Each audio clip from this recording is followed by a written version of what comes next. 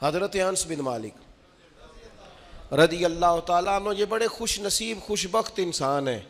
कहते मेरी अम्मा खुद मुझे हुजूर की बारगाह में छोड़ गई थी कि या रसूलल्लाह ये आपकी खिदमत करेगा। कहते मैंने 10 साल हुजूर की नौकरी की है, नबी पाक ने कभी औफ भी नहीं कहा। बल्कि बुखारी मुस्लिम में एक अनोखी बात मौजूद है। फरमाते मुझे एक दिन हुजूर ने फरमाया जा ये काम करके आ। कहते मेरे दिल में यही था कि फौरन जाऊंगा। इसी तरह लफ्ज मौजूद है, मेरे दिल में था जाऊंगा करके, मेरे दिल में था जाऊंगा करके आऊंगा। हुजूर ने फरमाया करके आ, दिल में पक्का इरादा था जाऊंगा, लेकिन अपनी जुबान से मैंने कहा हुजूर मैंने कोई नहीं जाना। ये क्यों बात की? ये जरा लाड के साथ की, ये जरा नाज के साथ की, ये जरा ना मोहब्बत के साथ की। ये जरा हुजूर जो प्यार करते थे ना, उस प्यार